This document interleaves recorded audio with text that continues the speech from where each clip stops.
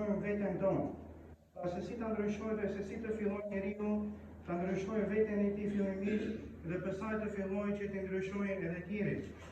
Pra ne kemi shembull nga pejgamberi alayhis salam, nga sahabët, që si pejgamberi alayhis salam ka ndryshuar veten e tij, se si sahabët, shokët e pejgamberit alayhis salam, e ka ndryshuar veten e tij, edhe ne duhet që të fillojmë fillimisht njeriu që të ndryshojë veten e vet.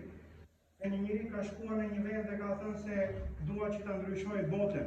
Mirë po nuk mund të ndryshosh botën nëse nuk fillon nga vetja jote. Nëse nuk fillon të ndryshosh veten tënde, nuk mund që të fillosh të ndryshosh botën. Janë dy parime, të cilën njeriu duhet t'i praktikojë, me të cilën mund ta ndryshojë gjendjen e vet. Pra, parimi i parë është të ndryshojë veten e vet nga forma e jashtme, dhe parimi i dytë është që ta ndryshojë veten e vet nga brendësia e tij. Sepse njeriu ajo çka paraqet e jashtme, pjesa e jashtme, atë tregon brendësia e tij. Pra, njeriu nëse vepron diçka me duart, me trupin e tij, diçka atëherë ajo tregon brendësia e tij. Nëse bën një vepër të keqe, atëherë tregon se edhe brendësinë e tij e ka të keqe.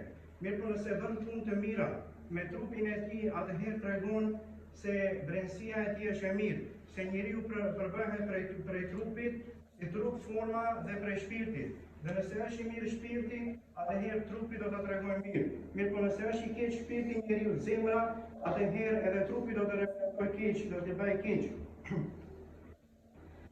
Dhe janë 6 gjëra me të cilën na mundësojnë njeriu, pra e mundësojnë njeriu që ta ndryshojë veten e tij. Pra 6 gjëra me të cilën njeriu mund të ndryshojë, që do t'i përmendim këto 6 gjëra.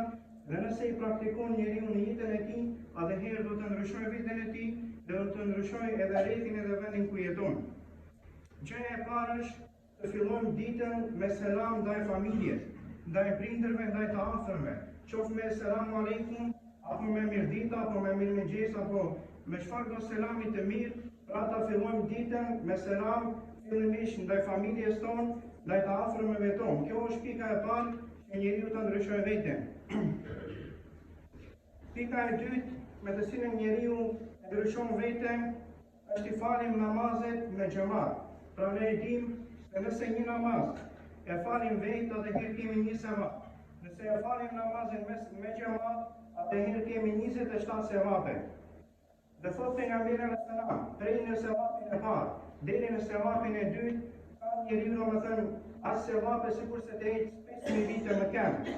Pra, domethënë prej sevapit të parë deri te i dyti, ka njeriu sevape sikur se të ecë 5000 vite më kemë. Para mendoni çfarë numri i madh. Po te i dyta, po te i treta dhe deri te 27-ta, domethënë grade që ka njeriu sevap nëse i fal me xhamat. Pika e tretë është lexojmë nga Kurani. Pra, ne duhet, nëse nuk ditim arabisht, ta lexojmë. Atëherë do ta marrim dhe do ta lexojmë në shqip. Pra nëse nuk dim që të lexojmë arabisht, atëherë do ta marrim Kuranin, do ta lexojmë, do ta analizojmë dhe çka thot Kurani, atëherë ta praktikojmë. Pika e katërt është të lexojmë libra të ndryshme në gjuhën shqipe me të cilën do të na ndryshojë veten tonë. Dhe librat më të mira që njeriu mund t'i lexojë, përveç Kuranit në gjuhën shqipe, në gjuhën që e din, apo në gjuhën maqedone, në gjuhën angleze, në çfarë do gjuhë, është biografia e pejgamberit alayhis salam, jeta e pejgamberit alayhis salam.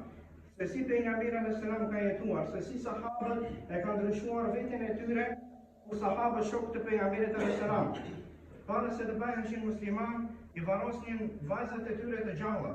Dhe kur e pranuan islamin, ata ndryshuan drejtësisht.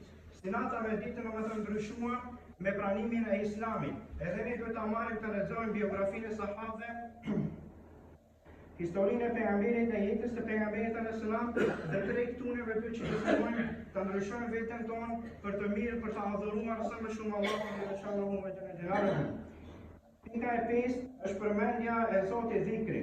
Pra çdo një nga ne dhe gjëja më e dashur, të cilën Allah xheneluhu e dëshiron tek besimtarët musliman, është dhikri, sepse është gjëja më e lehtë që besimtari musliman mund ta bëjë.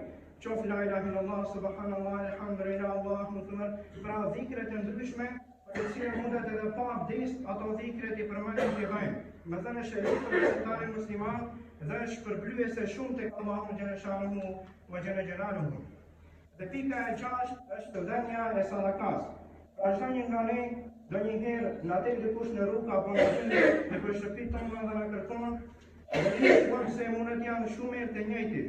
Mirë po qoftë thot pejgamberi selam ose kthesh edhe 10 denar po 10 denar t'i japish, pra mos e kthesh atë donjëherë normal nuk kemi apo nuk e kemi mendjen dikush të lip dhe di se kemë në spaka dhe nuk i jep. Mirë po, është më e mira që mos e kthesh t'i japish sa do pak që ti sa do pak që të kesh, domethënë t'i japish.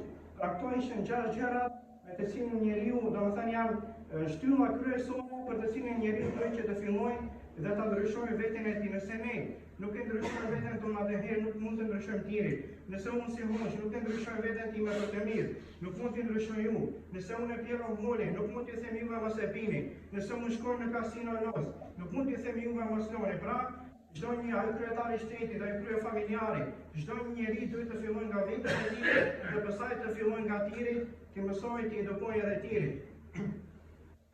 Do mund ta përmend edhe një hadith të pejgamberit alayhis salam, për shkak se alhamdulillah Zotit, me thënë xhamia është mbushur normal edhe xhumat tjera kështu me xhamat, por mëse shumë të është mbushur kështu për Bajram, dhe unë falenderoj shumë që morët pjesë këtu.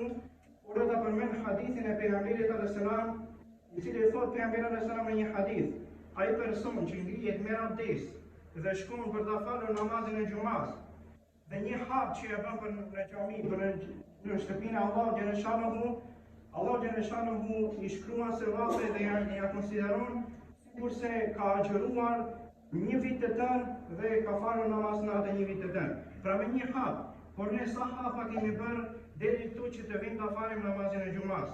Pra vetëm këtë hadith e përmenda se nuk është tema e namazit të xumas, por dua vetëm ta përmend se alhamdulillah domethënë shoh shumë xhamat këtu.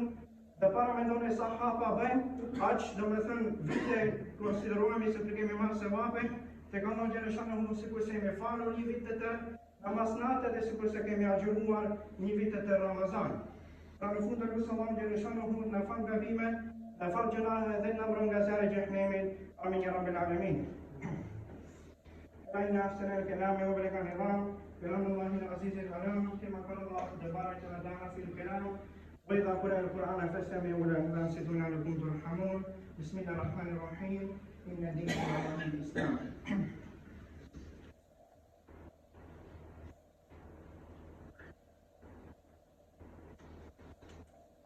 الحمد لله حمد الكاملين والصلاة والسلام على سيدنا محمد وآله وصحبه أجمعين تعظيما لنبيه وتكريما لصافيه فكان عز وجل من فضل مخبرا وآمرا إن الله وملائكته يصلون على النبي يا أيها الذين آمنوا صلوا عليه وسلموا تسليما.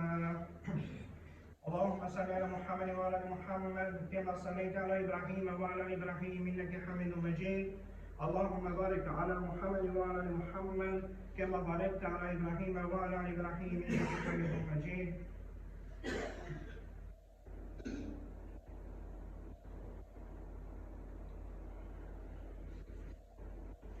إن الله يأمر بالعدل والإحسان وإيتاء ذي القربى وينهى عن الفحشاء والمنكر والبغي يعظكم لعلكم تذكرون. الله أكبر الله أكبر الله أكبر الله أكبر. أشهد أن لا إله إلا الله أشهد أن لا إله إلا الله أشهد أن محمدا رسول الله أشهد أن محمدا رسول الله.